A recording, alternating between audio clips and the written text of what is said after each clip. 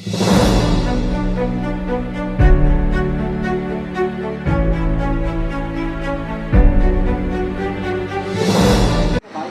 माफियाओं का आतंक दिन ब दिन जो है मुंबई में बढ़ता नजर आ रहा है। लोकहित में आप सभी का स्वागत है। मैं हूं मुनव्वर शेख। मैं इस वक्त मौजूद हूं मुंबई के मुलुंड नवघर पुलिस स्टेशन के पास, जहां पर आज एक मिल्क डे जो है, एक टेम्पू जो है राशन से भरा हुआ जो टेम्पू जो है वो जब्त किया गया है, पकड़ा गया है। और मैं आपको बता दूं कि ये जो मिल्क डे जो है राशन माफियाओं का जो है आतंक, मैं आपको इसलिए कह रहा हूँ कि लगातार जो है बच्चों का, ये खास करके जो है बच्चों के लिए जो है राशन है मिल्क डे वाला जो रहता है उनको डिस्ट्रीब्यूट किया जाता है। पर कहीं ना कहीं तो लगातार जिस तरह से जो राशन माफिया यहाँ पर मुंबई में अपना जो पैर जो है फैलाया हो जा रहा है, बट नवघर पुलिस स्टेशन में सुबह से लेकर अभी तक जो है एफआईआर नहीं हुई और ना ही अभी तक इस पर कुछ कानूनी कार्रवाई हुई है। हमारे सामने बात करने के लिए मौजूद है विशाल जी, जिन्होंने ये गाड़ी को पकड़ा है और अभी नवघर पुलिस स्टेशन में लेकर आया, बट अभी तक जो है यहाँ पर कोई भी कार्रवाई नज़र देखने को नहीं मिली। हम बात करेंगे। सबसे पहले आपका स्वागत है लोकहित में। क्या कहना चाहिए सर, कभी आपने ये गाड़ी पकड़ा? सुबह में 8 साढ़े 8 बजे के आसपास ये गाड़ी पकड़ा यहाँ पे नवघर पुलिस स्टेशन के हद्दी में। ये गाड़ी मेरे को साइन के आगे से, मतलब दादर के पास से इसका सुगाव मुझे लगा था। तो ये गाड़ी में जो माल भरा था, ये सरकारी जो राशन का माल होता है, जैसे बच्चों का माल होता है और सरकारी कोटों में से राशन लोगों को मिलने वाला गरीबों का माल जो होता है, ये माल है इसमें है, मुझे ऐसे खबर मिली। तो उसके अनुसार मैं इसके पीछे लगा थे, मेरे लोग थे, तो उन्होंने इनका पीछा किया। फिर बाद में मैं देखा तो गाड़ी में गाड़ी लोडेड दिख रही थी। तो हमने 100 नंबर पे पुलिसों को इनके बारे में जानकारी दी। तो पुलिस 100 नंबर पे जब कॉल किया तो उन्होंने बोला कि आप उस गाड़ी के पीछे रहो और आगे का जहाँ जहाँ वो गाड़ी जाती है उसकी लोकेशन हमें बता दीजिए करे। तो ये एक बार तो चुनाभट्टी में पकड़ने के लिए पुलिस वहाँ पे नहीं पहुँच पाई, तो ये असफल रहे। उसके बाद भांडुप में पुलिस आई, तो वहाँ पे भी ये गाड़ी भगा के उसने आगे लेके आया। आखिर में मुलुंड टोल नाके के पास में एक टैक्सी खड़ी थी और ये गाड़ी खड़ी थी, तो वहाँ पे ट्रैफिक वाले कुछ थे। तो मैंने बोला कि इस गाड़ी में कुछ शौचपद माल जा रहा है, उसमें गेहूँ चावल है, जो चोरी का जो काला बाजारी माल होता है वो है, आप इसको रोक दीजिए। तो कहीं पुलिसों ने हमें हेल्प किया और उसको बाजू में ले लिया। फिर बाद में नवघर पुलिस स्टेशन पर ऊपर से कॉल आया था, उन लोगों को कंट्रोल कॉल मिला था, तो मेरा नंबर भी उनके पास था। तो कंट्रोल कॉल आने के बाद नवघर पुलिस वालों ने मुझे कांटेक्ट किया और एक हवलदार जी थे, उन्होंने जोग बोल के हवलदार जी थे, उन्होंने बोला कि आप कहाँ पे हो। फिर मैंने उनको एग्जैक्ट ठिकाना बताया और गाड़ी का नंबर बताया। तो वहाँ पे आके उन्होंने गाड़ी के ड्राइवर को अपने हिरासत में लिया। फिर गाड़ी में एक पुलिस बैठ के सीधा नवघर पुलिस चौकी पुलिस आ गई यहाँ पे। तो क्या हुआ उसके बाद से जब आपने नवघर पुलिस स्टेशन आई सुबह करीब 8 बजे या 7 बजे, आपने जब गाड़ी 9 बजे आपने गाड़ी पकड़ा, फिर उसके बाद में क्या हुआ, क्या पूरा आगे मामला हुआ? तो वहाँ आने के बाद में मैं नवघर पुलिस स्टेशन में आया, तो वहाँ के जो इंचार्ज थे फुलारे साहब कुछ, तो उनके पास मैं जाके इस घटना की पूरी जानकारी दी। उनके साथ में जो पकड़ के आए थे पुलिस वाले भी साथ में थे। तो इस घटना की जानकारी देने के बाद में उन्होंने बोला कि ठीक है, ये मामला तो हमारे इसका नहीं है, हम अन्न पुरवठा विभाग को इसकी जानकारी देते हैं। फिर उन्होंने मुझे मेरा क्रॉस वेरिफिकेशन करना चालू किया कि आपको कैसे खबर मिली, ये खबर मिली, वो खबर मिली। फिर बाद में ठीक मतलब ऐसा है कि कोई अगर आम आदमी बनकर भी अगर कोई अगर कुछ कदम उठाता है तो उनको भी इसी तरह से जो पूछताछ की जाती है?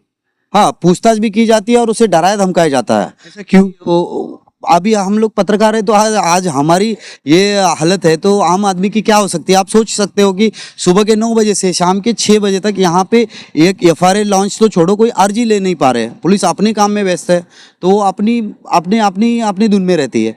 तो वो चाहती है कि पत्रकारों को दबाया जाए, जो फ्रीडम जो पत्रकार आज़ादी से पत्रकारिता करना चाहता है, ऐसे लोगों को वो लोग अंकुश लगाना चाहते हैं। सरकार का उन पे तो असर रहेगा, क्योंकि सरकार शासन जब तक उनको ये सब सारी छूट नहीं देती, क्योंकि इन पे कुछ रहा ही नहीं ना। कहीं ना कहीं तो जो राशन माफिया जिस तरह से तो मुंबई में लगातार बढ़ जा रहा है, अभी गरीबों का हक होता है, पर आज बच्चों का भी इन्होंने अनाज छीन कर जो है लेके जा रहे थे कहीं बड़े दाम में बेचने के लिए। अब उसके लिए भी अगर आप कदम उठा रहे हो तो उसमें भी पूछताछ, तो क्या लगता है सारे मामले में बड़े बड़े पैमाने पर जो इनकी सेटिंग रहती है? ये सब अंडरवर्ल्ड से कनेक्टेड लोग रहते हैं। ये जो भाई लोग जिसे बोलते हैं अंडरवर्ल्ड से कनेक्टेड होते हैं। ये तो जान मारने की धमकी भी देते हैं, जैसे गुटखा माफिया है, जैसे ये भी रेशन माफिया है। तो ये माफिया लोगों को तो अंडरवर्ल्ड से इनका कनेक्शन होता है। बड़े बड़े अधिकारी लोग इनमें शामिल रहते हैं, जैसे कि इसमें कुछ पुलिस खाते वाले भी है, कुछ सरकार का भी इन पे ये रहता है, जैसे कोई आमदार है, मंत्री है। अब अन्न पुरोठा मंत्री मैंने बार बार पेपर में छापा है, जयश्री भोज मैडम के बारे में, जो सचिव है, उनको भी इस बारे की जानकारी मैंने बार बार दी, उनको लेखी पत्र दिया है, लेटर दिया है, फिर उस पर कोई सुनावनी नहीं होता। उनके लोग आते हैं, फिर बाद में बोलता है वो ऐसा कुछ वहाँ दिखाई नहीं देता, ऐसा कुछ होता नहीं है। तो हमको झूठ बना के हमारा जो हमारी ताकत होती है जो पत्रकारी करने की, उसको खर्च देते हैं, मतलब दबा देते हैं नीचे। और फिर आदमी क्या, किसके पास न्याय मांगने जाएगा? और पुलिस के पास आओ तो तुम देख ही रहे हो कि हाल क्या है, 9 बजे से। मेरी जान को ऑब्वियसली खतरा है, क्योंकि ये लोग तो कभी भी कुछ भी कर सकते हैं।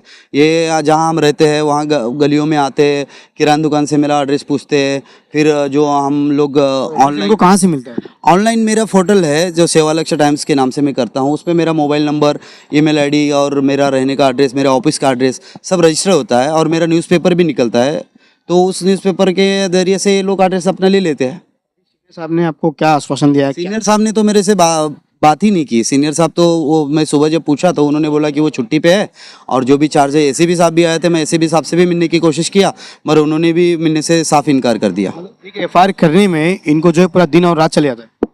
हाँ, तो अभी ये हाल तो यही है, नवगर का हाल तो यही है कि दिन या रात चले जाएगा या करेंगे नहीं, ये भी एक संशयित बात है कि एफआईआर करने में दिन या रात चली जाए, मगर वो उसका छड़ा लगा है।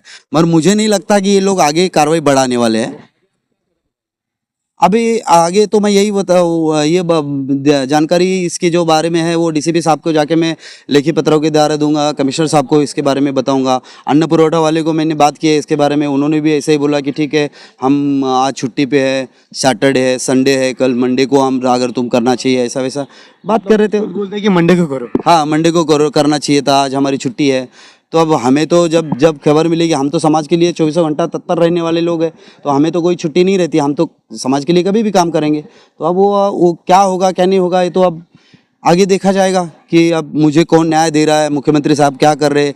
जयश्री भोग जो इतनी बड़ी सचिव बोल के मंत्रालय में बैठी है, अन्न पुरवठा का इतना बड़ा डिपार्टमेंट संभाल रहे, वो लोग भी इस बात में डालना चाहिए। कंट्रोलर भी इस बात की जानकारी देते हुए भी, कंट्रोलरों को भी इस बारे में पूरी जानकारी है।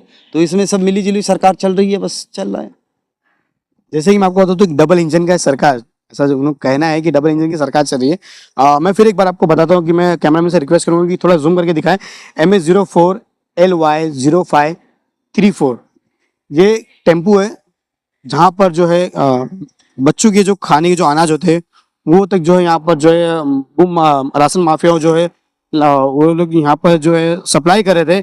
और करीब बताया जा रहा है कि प्रभात देवी से लेकर दादर, फिर दादर से फिर तिलक नगर से अब यहाँ पर आके जो है गाड़ी पकड़ी। पर कहीं ना कहीं तो ऐसा लगता है कि सरकार और कहीं ना कहीं तो मिली भगत है, और अभी तक जो है एफआईआर नहीं हुआ। इसका क्या कारण है?